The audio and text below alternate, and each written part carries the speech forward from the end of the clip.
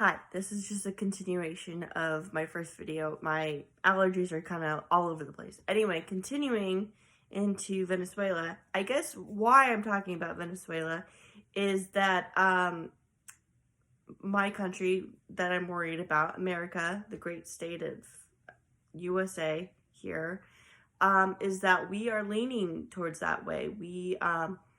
Especially my generation, it's being socialism, the idea, the construct of the idea is being implemented in school, specifically on college campuses. And my generation is starting to think that socialism is a good idea. There's a lot of social Democrats, socialism Democrats, Democrat socialists, however you want to spin it. And I just really don't think that my generation understands the implications of these socialist ideas. It didn't work for Venezuela. It's not working for Venezuela. Like I said, 5 million people and counting have fled to other countries. It's a third world country.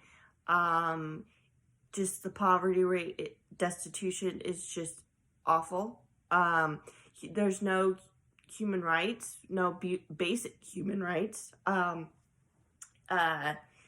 Maduro, who is the dictator that thinks he's in charge, but he is not the legitimate leader.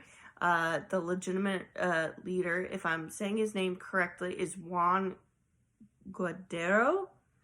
And that was confirmed by the previous administration under Donald Trump. He legitimized Juan Guaidó and confirmed that he, in fact, won the election. Unfortunately, Guaidó is in hiding somewhere and pretty much has to remain that way or he will be assassinated. So that is what Venezuela has come to. And on this segment, like I mentioned in the beginning of the other video, I watched Laura Logan Has No Agenda. Like, superb journalist, love her. She interviews a Miss Heidi Cavero, so I'm sorry if I butchered that, Venezuelan activist and business owner with her husband. Both her and her husband from Venezuela left not too long before Hugo Chavez came into power, and they stayed in America. They live in Houston, Texas, and are successful business owners. And they miss and love their beloved country. And from the trajectory of Hugo Chavez coming into power in 1998 and implementing those socialist policies, making healthcare free, education free, agriculture, tourism. I mean, the list continues. Now the trajectory of Venezuela's economy down, just completely down. It is, like I said, a third world country. So I'm worried and that happened just in 20 years, 1998 till now. So I'm worried for my country because my country, America, is starting to practice some of those socialist policies that are being what's the word that I'm looking for? It's becoming popular on college campuses, in the college classrooms. They are implementing it through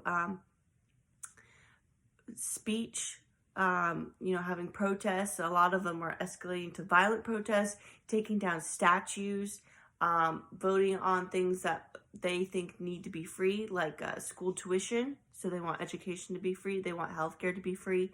They basically want everything to be free, and they want the wealthy to pay for it. Except that the far progressive left party, which is now the Democrat Party, run under the new administration, Joe Biden administration, who are encouraging all these protests and socialist ideals and implementing them in Congress. Thank goodness, all I can say is that we have our First Amendment right, freedom of the press, freedom of speech, freedom to peacefully protest, assemble, our Second Amendment, the right to bear arms, because they're trying to take that away. So then, and then private property, they want to take that away. They want to divide and conquer that. They want to divide and conquer people, black against white, male against female. The list goes on. So America, unfortunately, is leaning that way. Thank goodness Hillary Clinton did not win in 2016. Otherwise, if she had won and then Joe Biden comes in now, we would be going down, financially speaking, just with our budget or lack thereof. 1.9 trillion was passed, House and Senate in the last few days. That was passed. That bill was passed.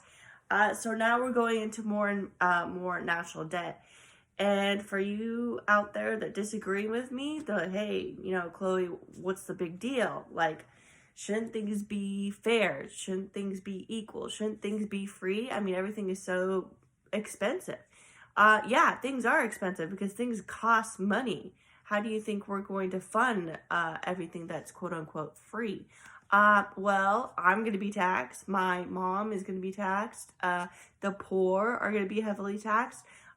So that's how things are going to get paid for. And our state, I live in South Carolina, but California and other progressive states like California, New York, Rhode Island, Massachusetts, Texas is almost there, but it's still a red state. Florida is still a red state. South Carolina is still a red state, but now North Carolina is blue. So a lot of these, progressive blue states are going to keep funding these socialist policies, keep, the taxes high, and we're going to keep hemorrhaging money and going into the red, going into debt, which our congressmen and women, I'm not saying all of them, but a good percentage of them, I guess don't care because it's not their money that they're taking out of their pockets. It's our money. So I'm just very passionate about this topic. I'm tired of the progressive far left. I'm not even going to say liberals or Democrats because they're not really the ones instigating it.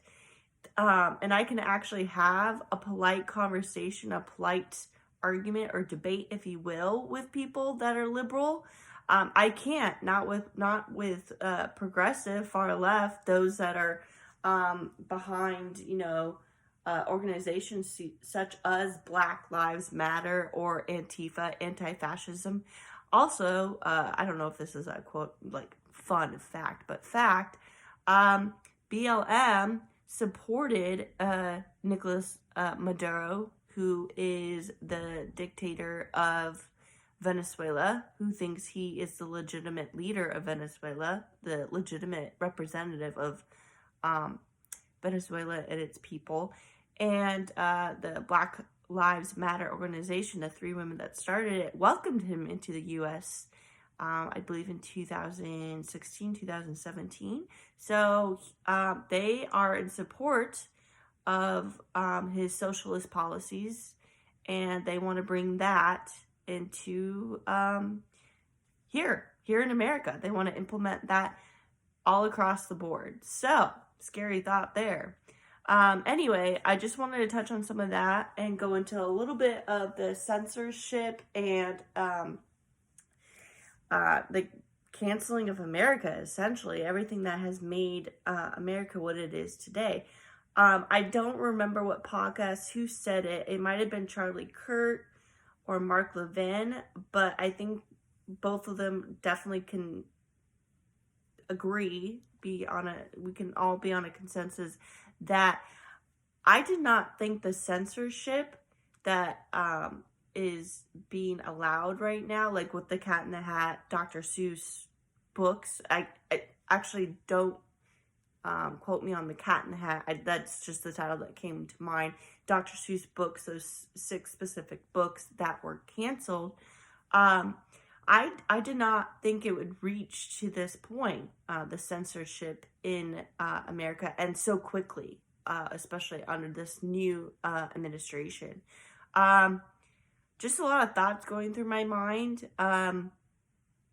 It's just the minority are having the rule of the land, the lay of the land right now. I don't know if I use that phrase properly, but the few minority, those that want to be down with hate speech or just speech in general, if you don't agree or align with their political beliefs, you are shut down.